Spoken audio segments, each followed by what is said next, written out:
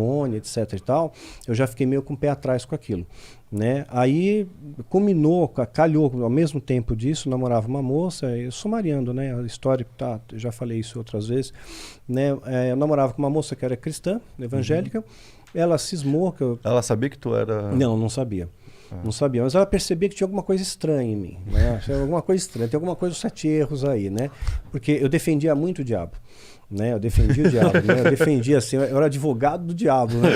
Então eu defendia pra caramba, né? Então, se ela falasse alguma coisa de Deus, né? Ela queria me evangelizar, né? Então, eu pegava, falava a respeito do diabo e eu queria satanizar ela. Então, era uma troca. Era uma troca. Imagina que casamento doido que pois é. Só que ela não tinha muito argumento, né? Então eu vencia nos debates, né? Ela tinha um irmão pastor até que assim, era fácil dar um nó nele, né? Ele não tinha tanto conhecimento. E eu tinha aprendido muita coisa no satanismo, muita coisa para dar nó. A doutrina satânica, eu expus no meu livro um verniz dela, um verniz assim, né, para não aprofundar, para as pessoas não pirarem, porque vão achar que aquilo é bom, mas não é. É uma grande ilusão. O diabo é um especialista em ilusões. Ele cria um palco na sua frente bonito, né, te atrai, só que você vai te levar para a morte, para a destruição. É que nem uma luz artificial, leva uma mariposa para a luz, ela morre lá, né? Então é uma ilusão.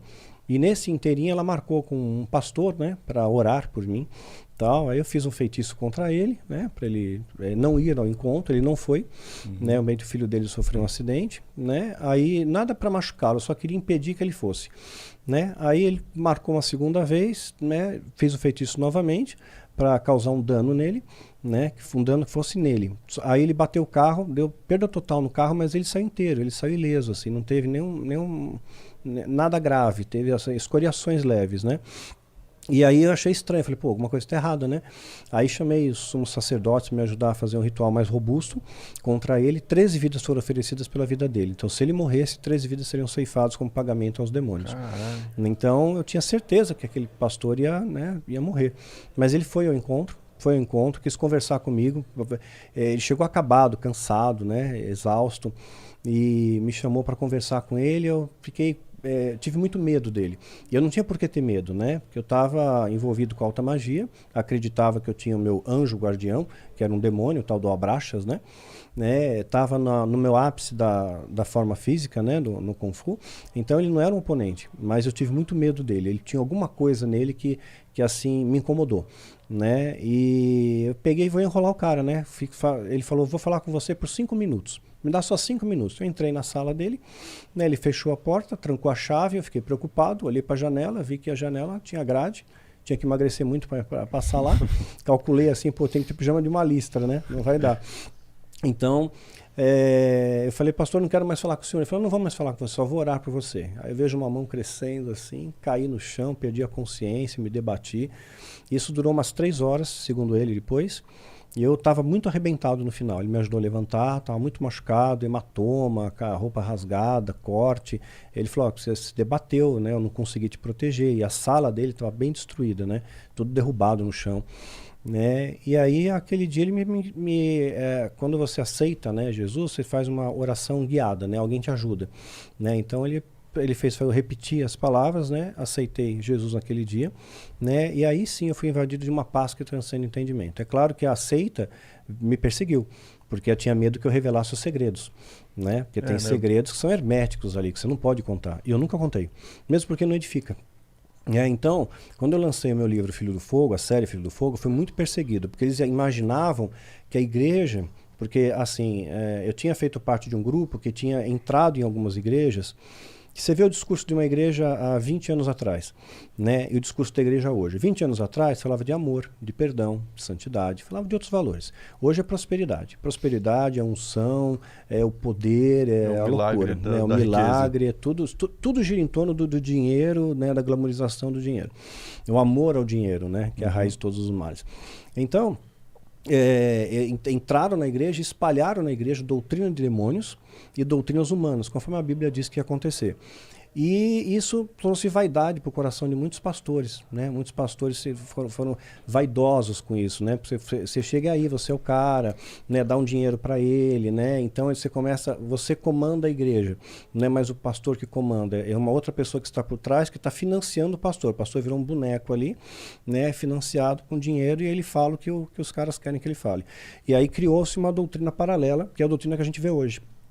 Ato profético, apóstolo, não existe apóstolo, né? E tem apóstolo hoje, pai apóstolo, inventaram outro, apóstolo rei, né? Inventaram um monte de título. E tudo para... Só para entender, aí você queria barrar ele para não ir chegar lá até o encontro. Isso. Aí ele tipo, foi, ele quisesse, ele chegou. Mas se você quisesse que ele não chegasse, para tirar a vida dele, tinha que dar 13 vidas pro diabo, é isso? Na verdade, seria o diabo receberia posterior. Depois. Ele não recebe adiantado, né? Ele recebe a posterior. Uma vez que foi feita aquilo que foi combinado com ele, você tem que pagar aquilo. Se não Se você não pagar, você está lascado. Quer dizer, eles colocam todo o terror do mundo em cima de você. Eu nunca conheci ninguém que diz que pagou para ver. Porque eles colocam todo um terror em cima de você. E também dizem que uma vez que você entrou, você não pode sair. Se você sair, você corre risco de vida. Então, aconteceu uma série de situações comigo depois que eu saí, que saem da esfera do natural, né? Então, tem coisas que são naturais. E tem coisas que são sobrenaturais que a gente não entende. Na época, minha noiva, né? Depois tornou-se minha esposa, né? Ela tinha 3 cães na casa dela. 3. Saudáveis, tudo bem. 2 golden e uma vira-lata.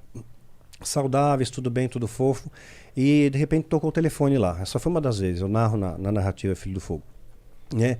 E alguém do outro lado, ligado ao satanismo, né, me ameaçando: nós vamos te matar, né? Ou você volta ou a gente te mata, né? Então eles tinham receio que quando eu publiquei Filho do Fogo, que a igreja fosse ter assim, puxa, existem satanistas, implantaram em nosso meio tudo isso que a gente está fazendo hoje.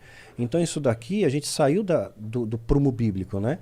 É como você pegar um barco e desviar ele 5 graus da rota, né? Você não percebe nos próximos 100 metros. Depois que você andou quilômetros, você, puxa, estou perdido. Então foi isso, foi um pequeno desvio de rota, né?